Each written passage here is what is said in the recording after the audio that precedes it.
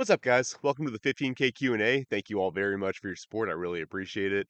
You guys have been leaving a ton of good comments, and I've even been getting a lot of actual serious YouTubers stopping by recently. So with all that, I'm starting to feel like an actual YouTuber, not just an Instagram guy that also happens to have a YouTube. So thank you all very much for that. Everybody says, "Oh, I love you guys. I love my supporters. You guys are the best." But in my case, I have actual objective empirical evidence that you guys are a cut above, really detailed comments on intricate topics, whatever. Anyway, on advanced topics, I'm not dumbing stuff down, and you guys are obviously here for more advanced content and actually engaging at a much higher level, obviously, than most content creators supporters do. So obviously I'm probably not going to end up having a couple million followers or anything, but I am definitely happy with the quality that I've appealed to. So thank you guys for that. I really appreciate it. I wanted to do this outside today in nature, mostly for me, just because, one of the things that I like least actually about getting into the fitness industry nowadays, in the online space, is just that I actually spend a bunch of time behind screens, which isn't that much fun. Even though it's a deeply fulfilling what I do is deeply fulfilling, but you're still sitting behind a screen doing abstractions all the time. So I wanted to at least get out in nature for me, and I hope you guys enjoyed as well. Maybe encourage you guys to get out there too. Not a whole lot that does more for your mental health. But anyway, that's something that I just wanted to do for this one. And if you guys enjoy it, I've got a bunch of even better spots that I can put together for future Q&As should we get to higher levels of following. But really, this is just for you guys. I know this is not going to probably, go viral or anything, but I want to, answer your questions and, kind of have a little bit more relaxed, kind of, you know, ambient type thing. So I hope that is something you guys enjoy. I hope the my friend the squirrel up there isn't too noisy. He's been running right over my head, and all the red tails. A lot of red tails love this clearing. I take my kids out here a lot. This is one of our favorite hiking spots. They like to play in this branch I'm sitting in, and yeah, the owls are here at night. The red tails are here during the day, and in the spring, this whole area is like purple with thistles. It's really sick. Maybe at a future point I'll do one here if the thistles don't get too high. 'Cause sometimes it's like an alien forest out of like some kind of science fiction movie, just like giant, spiky, crazy things full of purple flowers. It's really cool. Nice place. I'm lucky to have somewhere this close to me, and I'm lucky this didn't burn because there's a lot of dead stuff that could have burned. But anyway, let's I guess a little bit of housekeeping before we get into this. So for those of you who don't know, I'm expecting my third kid very soon. Any like honestly, it could be any day now. So there may be some content interruptions. That being said, I do want to, with the limited time I have, prioritize YouTube. So to that end, I'm going to ask you right now to go into the comments section and tell me what you'd be most interested in hearing from me. And don't just comment your own thing, but look for all the other comments and upvote whatever you're most interested in, because one of the problems that I deal with is I draw from a variety of different topics in fitness. I'm not in kind of one, unified click. I don't just always post on, one particular thing. I'm drawing from mobility, history, bodybuilding, strength, fasting, all sorts of, disparate topics that aren't always unified. Um, and I think that's obviously a positive thing. It's certainly enhanced my own fitness. I'm much better than than I would have been if I just stuck to one area.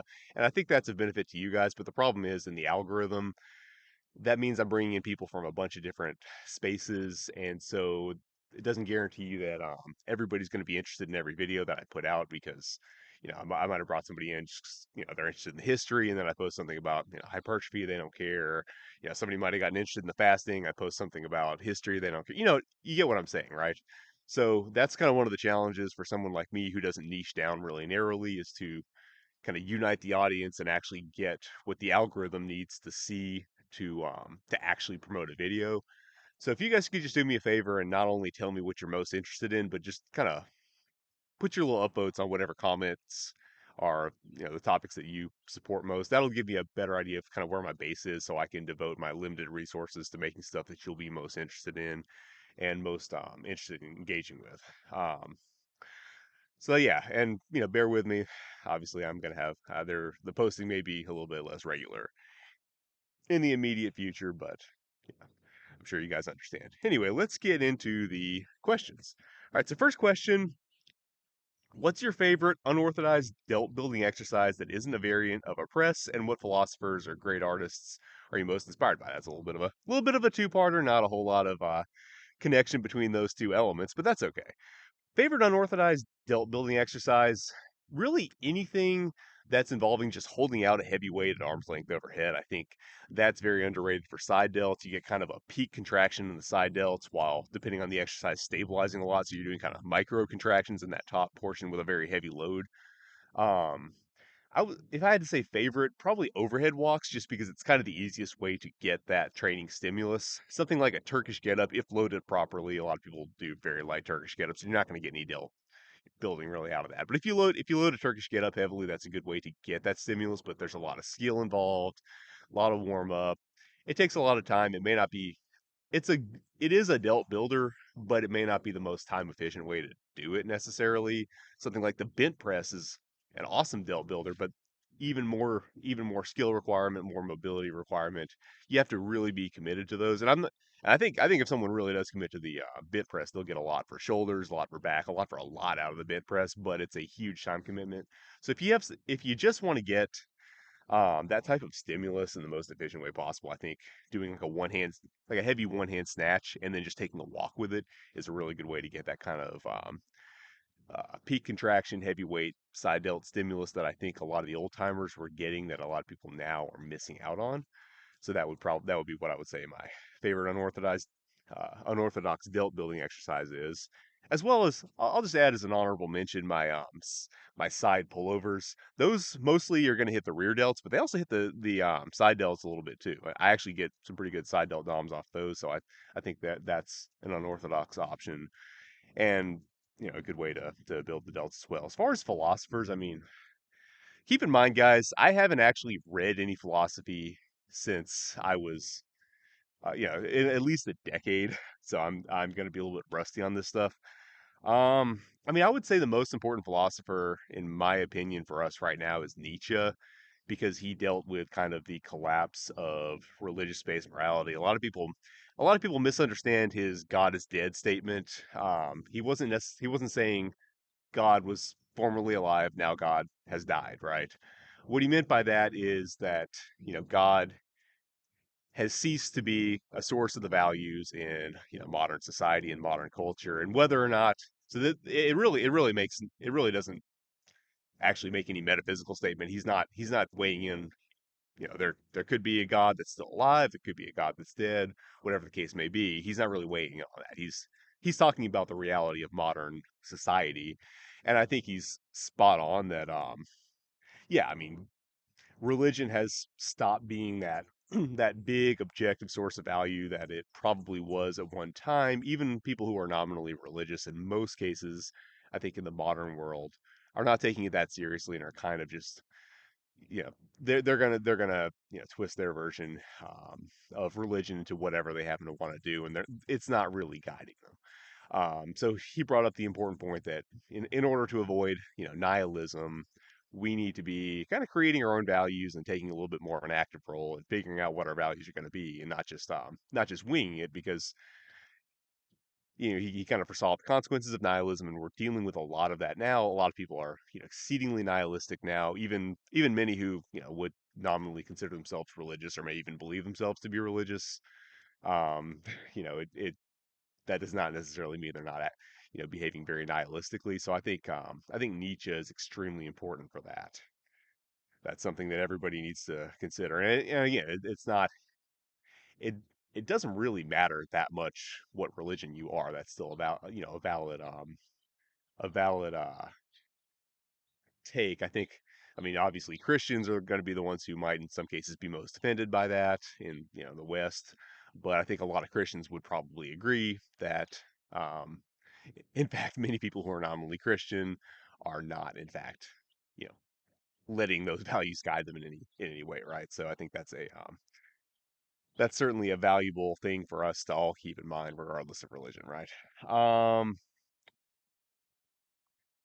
Thoughts on Kyrgios Grizzly, his style of training, and how viable it would be for other lifters to implement some of the stuff he does? Honestly, I don't know. I mean, he doesn't really talk about what he does for the most part. I haven't seen him write most of it down. I mean, you can look at it from the outside, but you don't necessarily know why he's doing what he's doing. And there's probably a good reason for a lot of it, but it's hard to tell how applicable it will be to someone else because, when you get someone who's that unique in physique, that advanced, they're going to be doing, different things that may not be applicable to everyone else. Like Tom Haviland's another good example. He actually will sometimes write in his stories like long explanations of what he's doing, and then it makes sense. But you also see that, maybe in some cases it would be applicable for you, maybe in some cases it's specifically applicable to Tom, right? Like he does his Zercher cleans. You've probably seen him do like Zercher cleans with 500 pounds. Crazy exercise. Doesn't make much sense for most people, but he wants something explosive like a power clean. But I believe he said that the front rack was an issue for him with that. I believe that was his explanation. So he's trying to get basically the benefits of a power clean um, without causing an issue somewhere else. So that's why he does Zercher cleans. So that makes sense in his training, but doesn't necessarily make sense for yours. It really depends, and without more information, it's kind of hard to know how much. I know you're supposed to take him as just the meme, like "Hail Bloat Lord," but okay, that meme's kind of played out. Like it's interesting, but without more information, it's kind of hard to know how to apply it. Like I've tried his Zercher shrugs. I actually don't like them. I like regular power shrugs more. I get a lot more stretch on the traps. I feel a lot more trap soreness.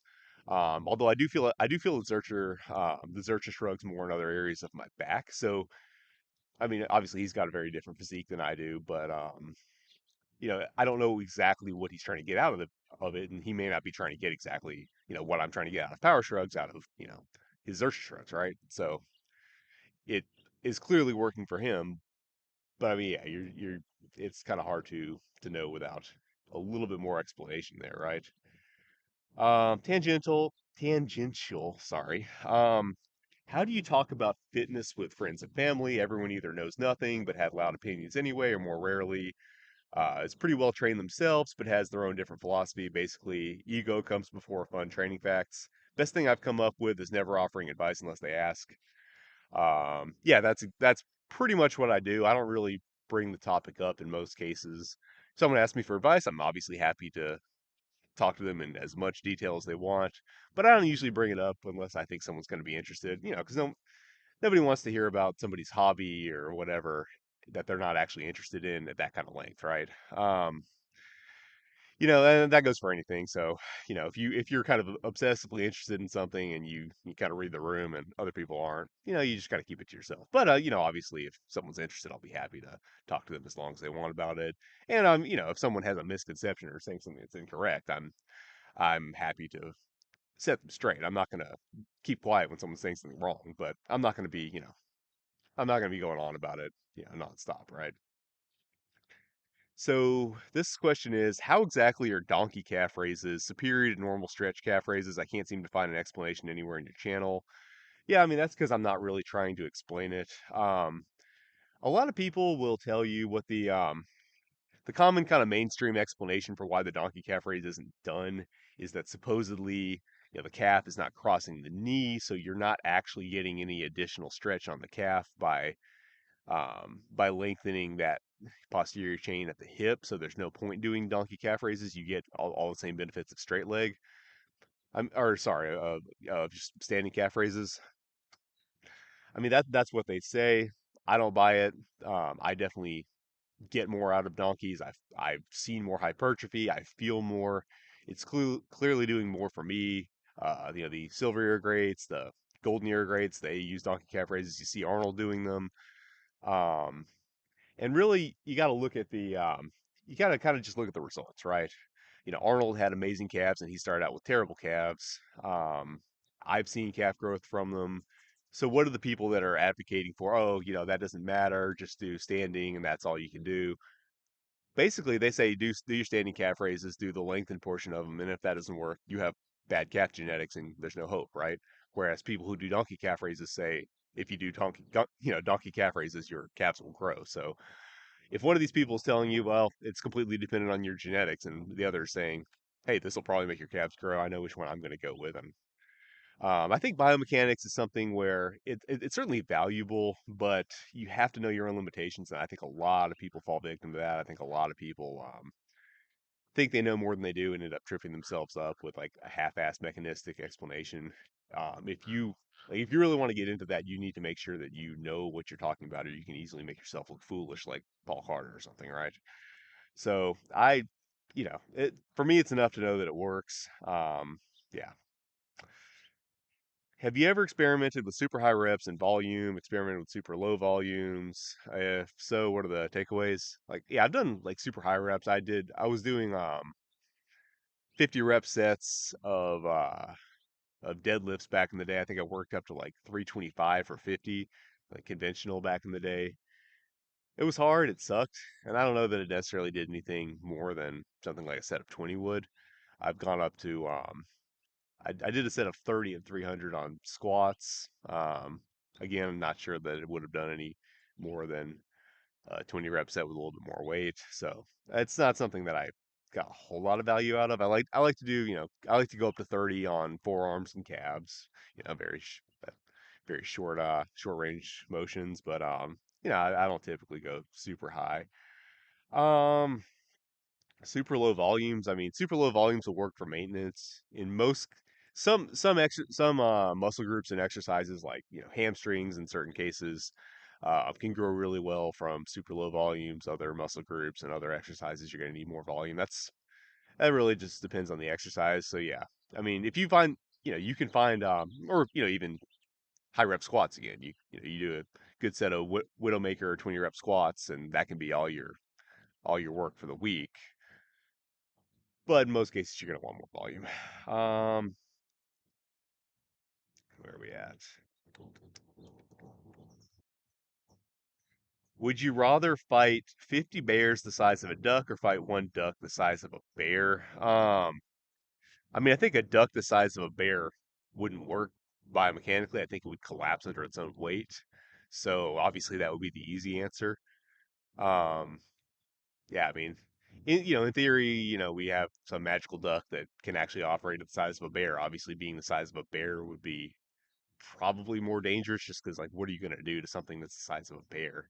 It's depending on the bear. I mean, I guess if it's like because I mean you get like some like black bears can be 200 to 300 pounds. So there I'd be fighting a duck my own size. So that wouldn't be that would be easy. But I'm assuming we're talking about like a grizzly bear or a polar bear. In that case, you're talking about like 1,000 pound animal. Like what am I going to do to 1,000 pound animal, right? That would be pretty hard. Whereas, I mean, the duck-sized bear, it's basically a raccoon, which I wouldn't want to fight 50 raccoons, but yeah, I mean that would kind of suck. Um, I mean, I don't know what I would do. I guess either way, I'll fight. I'll take my chances with a duck because there's a big range with bears. I could definitely fight a duck my own size or maybe even 300 pounds. So we'll just overall. I don't want to fight like 50 raccoons, basically. Yeah. Um, how do you train your chest with your style of training? Push-ups. I mean, right now my chest is mostly on the back burner. It's not close enough to being a real selling point strength to really focus on it, but it's also not enough of a weakness that I need to bring it up so it doesn't take my physique down. So I'm basically just doing it with my tricep training. I'm doing a lot of full range dips, which I'm getting a lot of good stretch out of, and then some, incline push-ups, but it's kind of on the back burner right now. Would you do a collab with Eric Bugenhagen? Yeah, absolutely. That would be awesome. I don't know that he would benefit from it because he's obviously a much bigger channel than me, so I doubt he would be interested, but yeah, it would be very cool. Um, for the Jefferson curl, would you advise to first build a prerequisite hamstring mobility and then start using the lift as a developmental exercise or use it for both purposes simultaneously? If mobility first, then at what point can you transition to overload? Great question.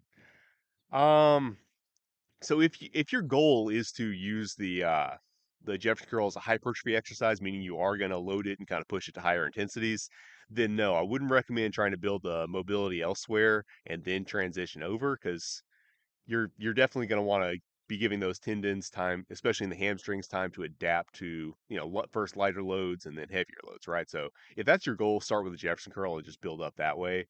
And then if as you need to, you can add supplemental exercises to increase the depth of your Jefferson curl. But I would definitely start with Jefferson curls. And then how do you? What point can you transition to overload? So my general advice: start with a very light weight, empty bar or lighter, usually lighter.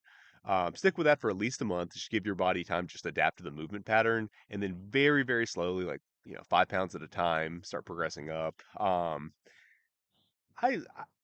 I'm not going to give you an exact timeline, but it should probably be at least a year of working on it before you're going anywhere close to like technical failure. Yeah, you can build up in weight to, whatever seems safe to you, but give it a good little run of time before you're getting anywhere close to like, a couple reps in reserve or technical failure. I like to have people just do start it out with just do like 5 reps, 5 good slow reps. Don't worry about if you're, about pushing it close to failure. Just treat it more like a stretch at first. And then eventually you can start kind of pushing it into that bodybuilding intensity level. But that should be, I mean, probably yeah, a year is not a bad timeline and how long you should take before you start getting there. And again, you'll still get a lot out of it even if you don't push it to those intensities. It's a very valuable exercise. Um, and on that note, another little housekeeping thing. So right now, obviously, I'm kind of anticipating next kid, but after that, and also right now, I'm hoping to get it out like kind of before, during, or like, shortly after a book on just leanness strategies that includes my approach to fasting, but also some other tips to just eh, create a strategy of eating that just makes staying lean as easy and pleasant as possible. For the hobbyist, not trying to get to competition and stage leanness, but just to live life with abs, right? I think it's going to be pretty valuable for you guys. So I'm going to try to knock that out quickly, and then my next project. That's why I'm telling you this. I'm going to try to set up. Um, a training app that includes a wide variety of programs that you can select from. It's it's going to be not full on, obviously, one-on-one coaching, but something a lot cheaper where you can kind of take control and like use resources that I give you. Still get form checks for me, ask questions, but not necessarily assume that I'm going to be checking every workout and checking like everything you do. But anyway, I think that's going to be a vehicle where I can give a ton of different programs to go kind of in a lot of more advanced specific directions. So if you're wanting to get your Jefferson curl, just really get the most out of it, just learn the advanced variations and things of that nature. Same thing with some other things I specialize in, like pullovers and things like that. That'll be a good vehicle for it because I can put in little programs with detailed tutorials and let you guys kind of address that on your own. I've been struggling to find a way to get some of this more advanced information that I think I kind of uniquely have out there in a way that is obviously monetizable for me, obviously at an affordable rate for you guys, but also most importantly valuable to you guys. And I think that's going to be the vehicle for it. So yeah, we're looking at something. I think I'll probably use Trainerized, but we'll see on that. Just kind of just to give you an idea of what's up and coming. Obviously, I'll announce this, when I'm more certain about that. But basically, once I get some free time after the next kid is born, that's going to be my topic. So expect something that kind of addresses this in more detail to be included in there, if that makes sense. Okay.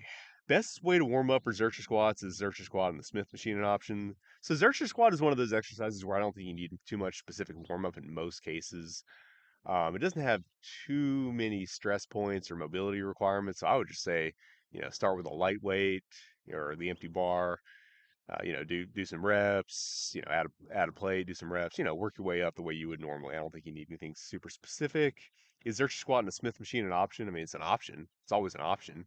Is it a good option? I don't necessarily know why you'd want to do that instead of some other option. Like if you have the Smith machine, that lets you do back squats and change the angle up. So you could just do back squats with a little bit of a different angle if you wanted to, and that might be easier. Whereas with Searcher, you might want to go ahead and take that stability benefit, but maybe not. It's an option though. You could certainly do it, if you had a good reason to. All right, where was I? Sorry, guys. Um,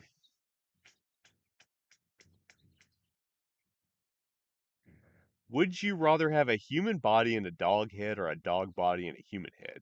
Your adoring fans need to know the answer to this very important question.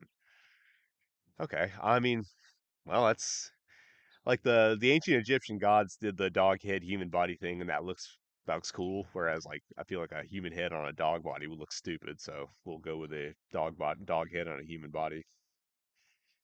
Um, have you seen good growth from the ulnar and radial deviation lifts you do, as well as the finger extensor band thing? So not specifically, I won't say I've noticed like forearm hypertrophy from them, but they've helped to keep my elbows healthy for tricep and bicep training. So to that extent, I've noticed a ton of growth from them. We're not in the best situation for the flex, but I mean, yeah, I mean, my upper arms have definitely grown a lot from them. So in that sense, yes, or no, not from them, but from what they've enabled. Does that make sense? Not very unorthodox, but I've plateaued hard on the behind the neck overhead press. My regular weight varies. 3 to 8 reps. Second half of the year, I had to do lower frequency. Uh, I don't know if just do it more often can be an answer to an inconsistent press. Honestly, I'm not surprised to hear that you plateaued on the behind the neck press. A lot of people really love it because it's one of the ones they tell you not to do. It's a little bit more unconventional. It's a little bit risky, but that's kind of the reason I don't love it as much. Is it is a little bit harder to progress. It it does kind of it does kind of mostly force you to stay in a little bit of a stricter path. You don't have as much flexibility to push as you do with a strict press at the front. So I do think it is a little bit harder to progress. That's normal. When you stall out on a press that you've been working on for a long time like that, I would say just switch to another variation to progress. You could switch to front press, you could switch to a seated press, a dumbbell press. I would just recommend rotating it out. I mean, you're not going to progress on any exercise forever. So rotate it out and then come back to it and see if you can then add a little bit more progression. But it is, it's a very strict movement that's going to keep you fairly limited in most cases. So yeah, it's going to be a little bit harder to progress than some other exercises. Not that it's a bad exercise; it's a great exercise. But yeah, I mean, for long term progression, that's going to be hard. So I would do it, I would do it in blocks here and there. But then definitely when it stalls, add in some other exercises that you can add a little bit more weight on more easily. Please talk about programming for someone who's primarily bodybuilding but wants to dive into mobility. Maybe certain lifts, joints that are the highest priority. So I mean, that's thanks for the question. That's kind of my specialty. Both. So yeah, what you want to do, which is pretty much what my goal has been through all the programs I've released for commercial sale, as well as most of what I tend to give my clients, because that tends to be what people come to me for, because that's what I'm pretty good at. It's basically just try to use the most like bang for your buck movements that are going to be great for hypertrophy, but also add a mobility benefit. So you can, just do bodybuilding training, but your range of motion increases anyway. Like pullovers, obviously Jefferson curls, obviously stuff like sissy squats. You got a lot of good options where you can definitely kill two birds with one stone. Obviously, this is not going to make you, it's not going to get you your front splits, your side splits, your full pancake. It's not going to make you like if you want all that stuff, you're definitely going to have to do like full on mobility work and maybe put bodybuilding on the back burner for a little bit. So to that end, if that's something you want to do, here's the way to do it. Periodize what the fuck, periodize where you do your hypertrophy focused training with as much bang for your buck mobility as you can, but very hypertrophy focused when you're bulking, obviously when you have the calorie surplus to drive mass. And then when you cut, because you're going to have to cut periodically, then put bodybuilding on the back burner and really focus hard on more dedicated mobility training. And that's where you're going to start to see the gains. So you're kind of maintaining muscle on your cut while building the range. You're maintaining the range on the bulk while you're building the muscle, right? That's definitely the way to do it. Um, let's see. Yeah. Takes on side to side imbalances. Do they matter long term or not? That's an interesting question because I think a lot of people have been talking about that lately. Some people make that their whole thing. If you have these imbalances, it's going to cause this problem, and other people are like, don't worry about it. Imbalances don't cause a problem. I would say just pay attention to it. Are you having problems that seem like they're coming from it? Does it does anything hurt? I mean, are you having problems? If you have problems, let's solve them. And yeah, imbalances could be part of that. But if you're not having a problem, then unless you just have all the time in the world, I wouldn't go looking for problems that aren't really a problem to solve. And if it crops up, we can solve it then. But I would probably not worry too preemptively about an imbalance unless it is causing a problem, or you have at least some reason to suspect that one of your problems is coming from it. Does that make sense? I hope that makes sense. Um, do you think it's a good idea if I have less protein because I'm fasting but lose a ton of weight while resistance training 4 days a week? Got to lose 40 pounds, and that Milo Wolf Instagram video gave me relief because I don't want to be in such a slow deficit. I mean, generally speaking, I would keep the protein high, not necessarily to prevent muscle loss.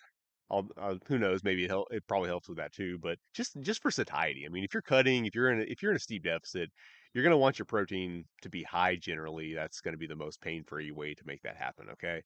So yeah, generally you'd still want to keep your protein high. I mean, it's probably not gonna cause any problem if for some reason you don't want to keep it high, but I would recommend it. Um, and obviously on a fast, you're not eating anything including protein, right? Um, would you agree that front squats are like an exaggerated high bar squat and Xerxes squats are like an exaggerated low bar squat? Um, I mean, I guess to some extent, but also no. I mean, the real limiting factor in the front squat typically is going to be either front rack mobility or just upper back strength, which is not really a factor in the high bar squat at all. Um, and then with the Zercher, it's not really the same mechanic as a low bar squat at all, I would say. It's well, I've seen some power lifters do something that actually kind of resembles a Zercher squat where they get super low on the back and kind of round their back. I've never done that. I'm not a power lifter. But the traditional low bar squat that I'm familiar with is more like honestly more like a seated good morning, and that's not like a Zercher squat at all because you are rounding the back and then kind of like you're kind of coming up with a rounded back and then shooting the hips in at the top in a movement that's almost more like the hack deadlift, the behind the back deadlift, really. So it's a different movement. And I mean, then you can also do a Zercher squat in a very upright style where it's more like a front squat, I guess, as well. So yeah, no, they're all just kind of different movements. The Zercher squat, I would say, is a little bit more like a specialty bar squat than any barbell squat, really. Like a safety bar or whatever. Since I started doing Zercher squats, I always have bruises on my forearms and biceps. Will they go away if I keep at it, or am I doing something wrong?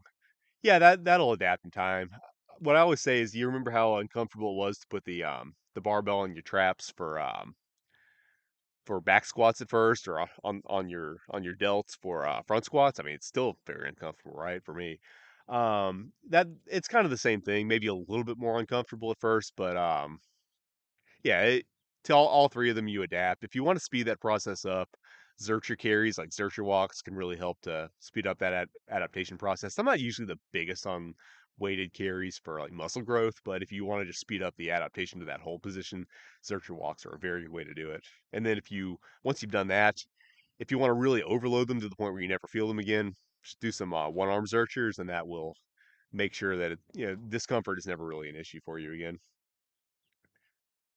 Favorite horizontal press variation for general strength and why? I mean, I like close grip bench press. I mean, close grip bench press is hard to beat. It's got, it covers a lot of bases, right? Um, I also like dip. I don't know I mean, dips kind of count in there because it's like chest, but it's also you're actually going vertical, so I don't know if that counts. But probably close grip bench press is it's hard to beat as a overall press. I mean, obviously deficit push ups are good, but I haven't done those as much. Um, Favorite forearm routine. Um, so the so you got kind of two questions. Some of the stuff that we already covered. I do all the wrist movements and stuff, mostly for elbow health. But then if you just want to talk about like easy, quick forearm hypertrophy, do the Chuck Sipes gooseneck wrist curls, supersetted with just reverse wrist curls, and that's a really great hypertrophy workout. Very quick. You can go really heavy on the Chuck Sipes gooseneck wrist curls, and yeah, you got tutorials and for those in Silver Air Space Marine as well as parking lot bodybuilding actually. What unorthodox lifts would you recommend to a novice? I already do pullovers, although it's a matter of perspective if they're unorthodox. Keep it up, thanks. Yeah, it is a matter of perspective because obviously they were once super orthodox, right? And you're kind of anticipating my answer, and that's actually that this question is pretty much why I came up with Bronze Era Basics on the Ganbrew Method app. It's just designed to okay, what out of all this old school stuff would I add to a beginner's program to give them a more a better foundation for growth, a better foundation for a successful lifting career. Ideally, what would I combine with, the good time tested modern stuff that the big compounds and whatnot that we use now to put on a lot of muscle and size quickly. What would I add to that to also bring back some of the range of motion and joint health that the old timers enjoyed, right? And spoiler, Jefferson curls obviously super light. We're not using this as a big heavy like bodybuilding movement, but super light Jefferson curls and pullovers are definitely featured there. So yeah, I mean, I'm not gonna list out the whole program here for you, but yeah, the you kind of hit the nail on the head with the pullovers and also obviously the Jefferson curls. Um, Thoughts and words of encouragement for new fathers who struggle to get enough sleep, but try to make our best gains despite this. The importance of sleep for making gains is pushed everywhere these days, but with a baby, there's nothing we can do to get enough sleep sometimes. Listening to influencers, you get the impression I'm missing most of my potential gains because of this lack of sleep. Dude, do not listen to them. That is nonsense. Like I've made most of my best gains without getting enough sleep. The only way I'm not saying there's no effect, but the effect is very small compared to the effect of good training. So the main way that lack of sleep is going to affect you is if it either prevents you from training or it negatively impacts the quality of your training. So chug some caffeine, get in the training that would get you results if you weren't sleep deprived, if you didn't have a new kid, and you'll get the vast overwhelming majority of those results anyway. The training is much more important. I think a lot of people just emphasize sleep and other things like that kind of as a way out if their program doesn't work. Good programming, I mean, I'm not saying obviously at a certain point you have to get sleep. You can't get no sleep. Eventually you stop existing. I think I'm allowed to say that on YouTube. That's what I'm supposed to say. You stop existing if you don't sleep for long enough, obviously. So I'm not saying like zero sleep forever. But I think the effects of sleep deprivation are wildly exaggerated for normal people.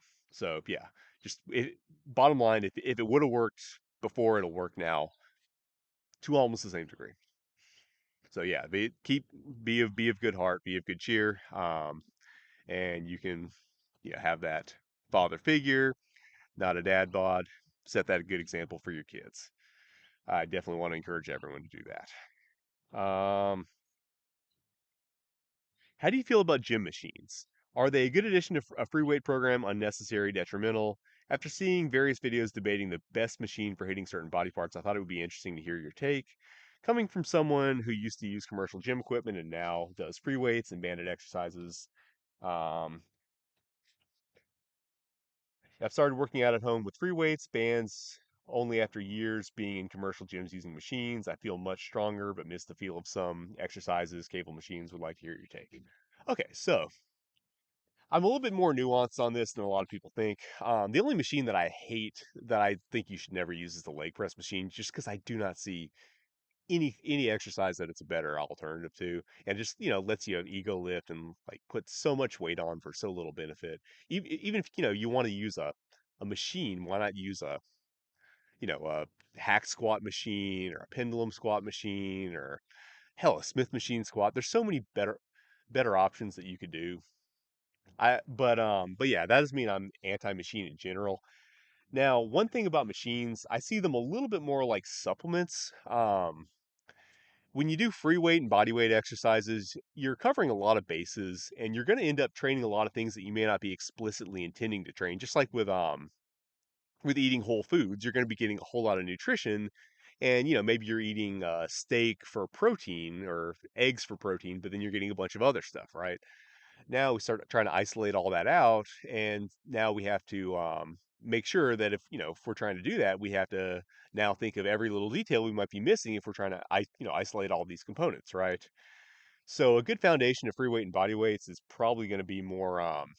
it's going to be a safer option, and machines should be used kind of like supplements. They can definitely help you to get more of something that you're lacking. But if you're trying to make that your entire program, you're going to have to really be on point to make sure you're not missing out on something that you might not even realize some of the free weight and body weight exercises were doing for you, right? Um, and I do think there's a lot of value in making sure that beginners, at least, at least young, healthy young people, right? Maybe not, obviously, maybe not your old folks going in the gym, but at least, healthy young people ought to have a good foundation, I think, in free weight and body weight exercises just to build up all that stuff, right? Without necessarily having to get super intricate with a program. And you want to build up balance, you want to build up coordination. You don't have to do all these like fancy exercises to build balance and coordination and all this stuff. Now there's a bunch of stuff they're trying to add back in. Now we have to do all these other things to build up athleticism. But maybe if we just actually exercised and did more serious exercises, we wouldn't need quite as much supplementary activity to build up athleticism if we didn't take every little bit of it out of our weight training. But that doesn't mean machines are bad. If you're an advanced lifter and you have a particular need in your program and a machine fits that need very well, absolutely do it. There may be a time and place for supplements in your diet, right? You shouldn't probably base your diet on your supplements, but there's a time and place for them, and machines can fill that role very well. Certainly with training around injuries, machines can often be an easier way to get into lifting with that muscle group around an injury again. Now, as far as whether they're actually a better stimulus, in a lot of cases, I question that. I think that's going to be a lot. I think they're a little bit overrated, but that doesn't mean a machine can't be a great option for you. I hope that was enough nuance without being too confusing. So yeah, I'm not 100%. And there's some things that it really is hard to do to do without a machine, like a leg extension or a leg curl. Um, Nordics are like obviously Nordics work for the leg curl, but it's a little bit of a different stimulus, and it doesn't work for just getting in there and getting a pump in your hamstrings just get the blood flow in there as easily. It comes in handy to have. It definitely comes in handy to have certain machines, cables like you mentioned. I mean, you can set up a lot of different angles with free weights, with dumbbells if you're creative, but it sure helps to have the cable set up to facilitate that. I agree. So yeah, I'm not opposed to them. Just don't depend on them too much, right? Let's see where we are. Do you do cardio? Well, you're kind of seeing where I do cardio. I walk up this hill like pretty much multiple times every week, plus a bunch of others. I take my kids out hiking, and when it's my day to take care of them, I take my kids out. I do hiking with them. Sometimes I end up carrying them up hills and stuff. That's the only cardio I have time for. I'm still doing the dad fitness thing. I don't have unlimited time to work out. In fact, I'm skipping weightlifting stuff I really need to be doing every week, right? So there's just not time in my training budget to incorporate cardio. And I don't really, I do good high rep lifting with compounds. I already had a good endurance base. I ran for many years, so I've got the cardio when I need it, and just hiking with the kids, and a little bit more involved lifting. Again, I'm not taking every component out of my lifting. I'm not taking There's a little bit more cardio in my lifting than with a lot of people, so I don't have to do as much supplementary stuff, I think, to put that back in, right? But yeah, I'm not opposed to cardio. I think it's great. I just don't have a training budget for it right now. Do you have any advice or golden tidbits for transitioning into career and adulthood um, after I'm about to finish school after the military and married and kind of nervous about transitioning to career and starting a family? Um, so I assume you're in school. Okay, so you're in school. I assume you're using the GI Bill. It's hard to tell if this guy's still in the military or not. If you're still in the military, I'll give you this piece of advice. Don't be honorable about the disability thing. Milk those bastards for every red cent you can get. Tell them you got everything. You got the PTSD you got to be careful about because that can affect your ability to own, you know, certain items that you might want to own. But everything else, I mean, you got this banged up, you got your hearing loss, your whatever, like say whatever you can to get every single red cent out of those bastards, okay? Because that'll set you up and hopefully give you a little bit of financial freedom to do something that's a little bit more chill that you actually want to do instead of being as dependent on your career for money. And I'd much rather you be getting that money that I'm paying in taxes than for them to be sending it over to a country that I'm not going to mention to go bomb kids with. I don't want. I assume you're not going to be bombing kids with, with the money that the military's paying you. So I'd much rather you have it than somebody that I know is going to do horrible things with it, right? Yeah, I'd much rather I trust you with that more than the government. So definitely take all their money. And then yeah, I mean, I mean, you're probably are if you're already in school, maybe too late to change path, but hopefully you have some hopefully you have some skills from the military that transition into a goal or a career, but just really prioritize something that's going to be in demand, that gives you good quality of life, that you're good at. Don't worry so much about having a cool job, a cool title. Like I'm excited about this, I love this. Just like if it's going to pay you well, and it's gonna be chill. You're not gonna be having to like work a super high pressure job, take your work home with you, any nonsense like that. Just I can show up, do my thing. I'm good at it. People pay me. I go home. You don't have to love it. You're not gonna love your work. But if they pay your bills, you can save up some money, get some financial freedom, start enjoying life. That's good. Yeah, save money. Don't worry about the cars and whatnot. Don't buy the Charger or whatever, military stuff. And then yeah, I mean, as far as family, enjoy being definitely family's great. Having kids is great. Enjoy being young. Like try to just try to do things that you're not going to have time for later, both in terms of enjoyment and in terms of working, setting yourself up. Try to even in your enjoyment, try to be a little bit more proactive. Like I wish I'd spent more time hiking instead of like sitting around the home. You know what I mean? But then also, you have time to really focus on your fitness. Getting that in a good place. Just use your time as a young person wisely, because someday you're going to learn to do that. But it kind of sucks when you learn to do that, but now you have a bunch of people dependent on you, and you're like, damn, I could have done so much more with the time I had. I hope that makes sense. But yeah, milk them for everything they're worth. Damn, comments went away. Wait, what? Sorry. I'm trying to get my comments back up on this post. Where are we at? Supplements you take, recommend. I take creatine. That's pretty much it. If you're fasting, I take Element, or Mark Bell's company, within you has a basically slightly cheaper version of it that's just as good, slightly cheaper. Only difference is it's not on Amazon, so it's a little harder to get, but it tastes great. But I really only use that when I'm fasting because it does help. The electrolytes help to deal with cravings and just keep you hydrated so your workout performance is better. But I don't really worry about it if I'm not fasting typically. But yeah, I mean creatine obviously. Do you think you'll be able to be active longer than your peers or the average man? Most aged men I speak to commonly point to how hard work in their youth ruined their joints and mobility, but not their sedentary lifestyle around middle age. Yeah, yeah, I mean, that's pretty much, yeah, definitely. I'm definitely gonna, barring some, accident or whatever. Yeah, I'll definitely be active longer. I mean, I think with a lot of these old timers, it's either their job, just really repetitive motions.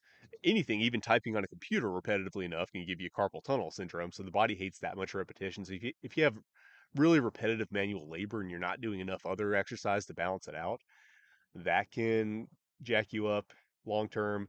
But then a lot of these guys who, they probably lifted heavy in the gym when they were young, they got hurt once and they never learned how to come back from it. So now, of course, they think that's what messed them up. But the reality is they just got hurt once and didn't do the work of learning how to rehab it.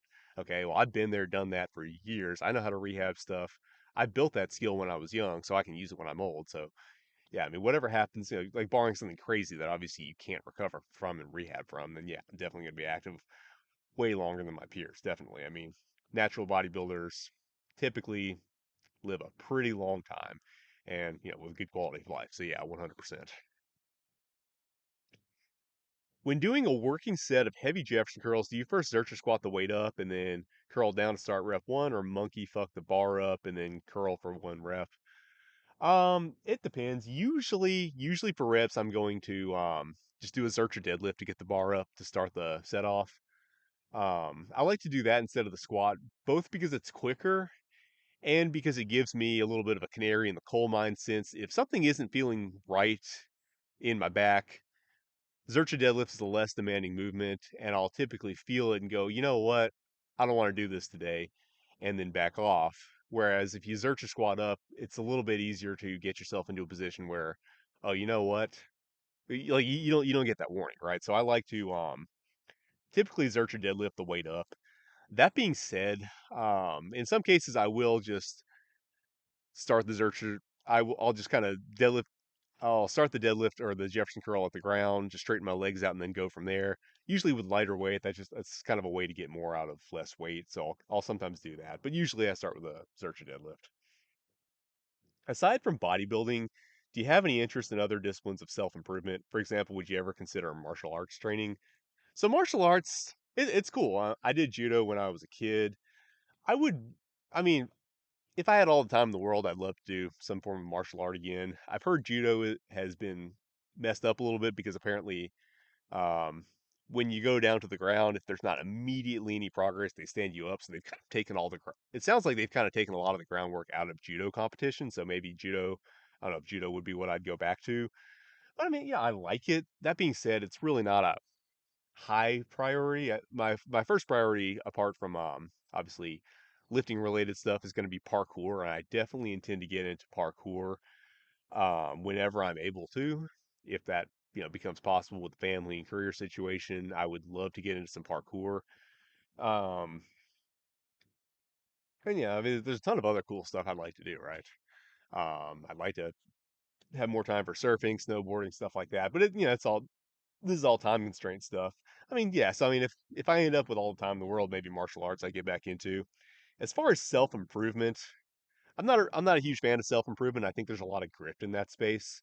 I don't really want to improve myself, to be honest with you. I mean, obviously, in terms of like physically and whatnot, sure. But I think a lot of the self improvement nonsense is just kind of a grift to, honestly, kind of gaslight people into accepting that they're the ones that are fully responsible for the bad financial situation they're in. Like, there's nothing wrong with me. I've worked, I've worked hard. I've done what I'm supposed to do. I don't really feel like I need to be improved to be this like hyper productive, you know, cog in the machine.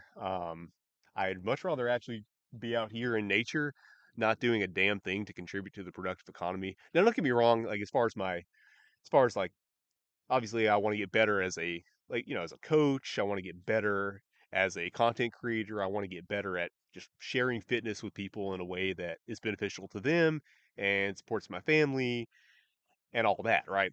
So that stuff, yeah, I want to improve. I don't consider that self-improvement. That's just kind of like getting better at my craft. That's something that I absolutely want to get better at just because it's what I do, right?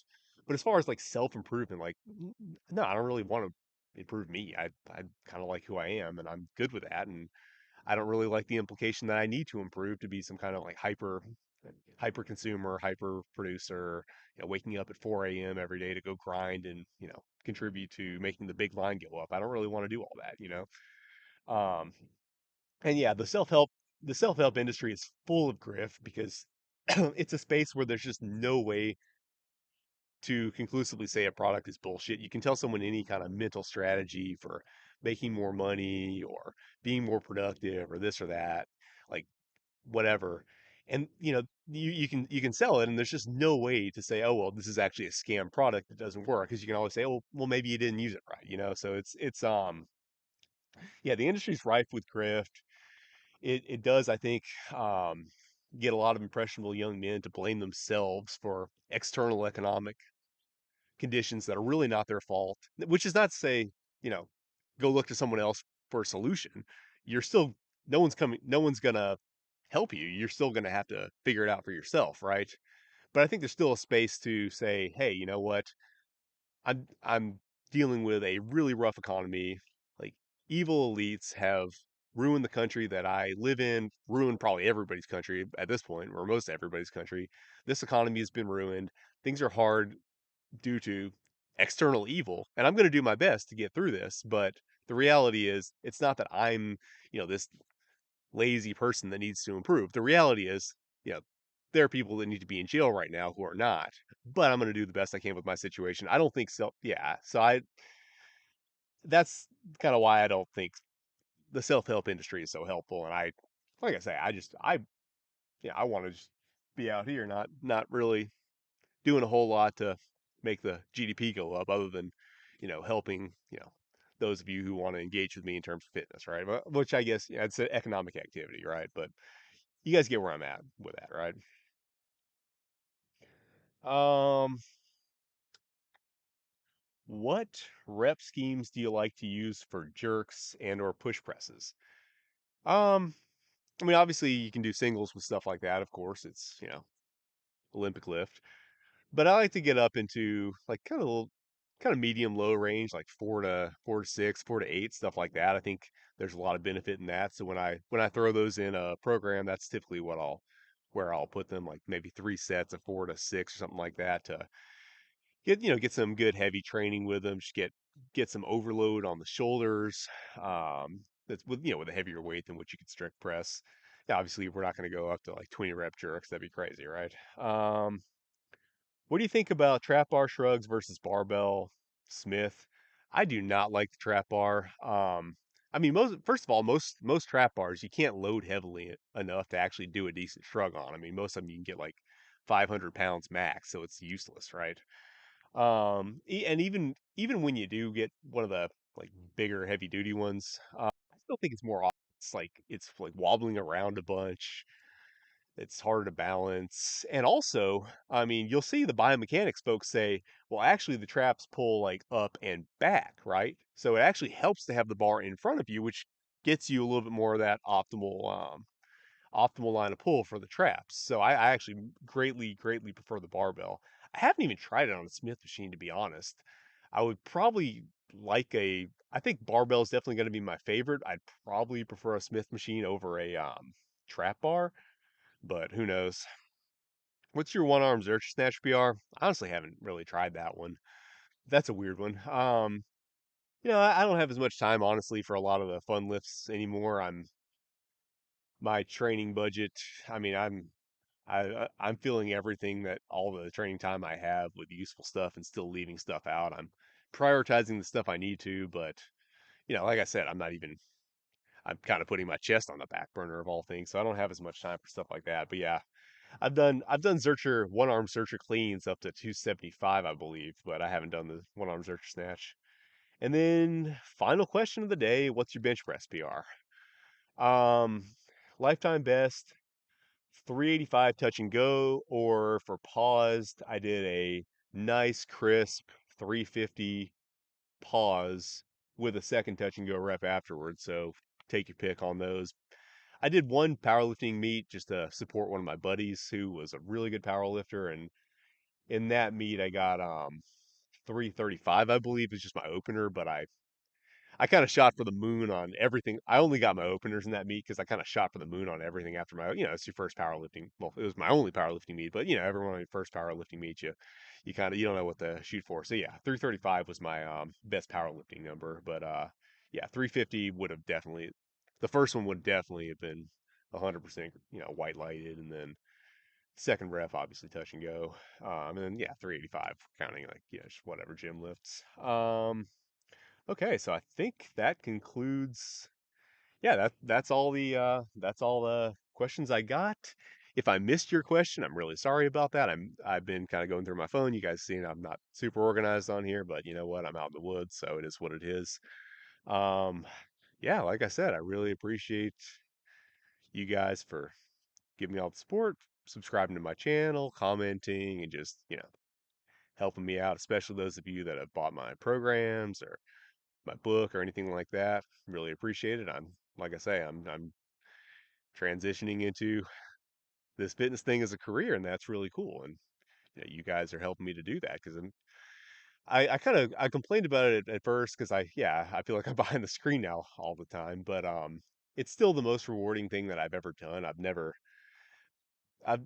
been in a career that I felt nearly as good about as I do about being in fitness and what I'm able to, the actual impact, positive impact that I'm going to be able to make and that I already am making. So, yeah, I really appreciate you guys helping to let me do that. And like I said, let me know what I can help you with as far as not help. That sounds like whatever. Let me know what you guys are interested in for me as a content creator, or I mean, honestly, products too. Because yeah, I am trying to make this career. So, whatever you guys would be most interested in spending money on, I'd let me know that too. But the thing I asked for in this video is just like help me know what videos you'd be most interested in so that I can most directly tailor my content to what you guys are gonna um, want to engage with. And I've been doing I've been getting a lot of good traction on the call out videos, calling out